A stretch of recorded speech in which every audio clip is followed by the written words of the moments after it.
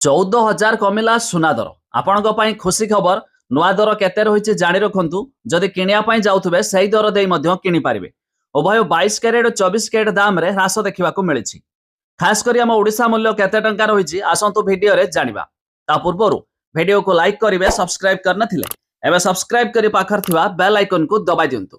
तेबे आज सुना दर रे 10 ग्राम पिछा 14,000 ह्रास देखा मिली जहाँकि सुना दर रे एक बड़ क्राश आसी तेज जहाँकि शुद्ध सुना 24 कैरेट दाम प्योर गोल्ड रो दाम रही 1,38,250 टंका।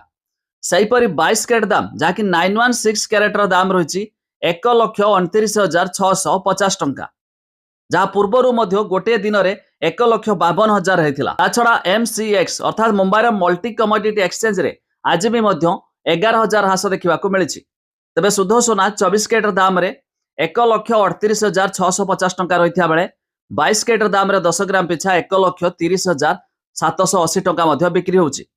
आउ सेहीपरि दिल्ली रो सरफा बाजार रे आज भी सुना दाम रे 1,40,280 टंका रही 10 ग्राम पिछा। ता छड़ा 22 कैरेट दाम रे 1,32,150 टंका रही आज दर रे। आ ठीक सेहीपरि रूपा 1 किलोग्राम पिछा 2,45,000 टंका रे बिक्री होची।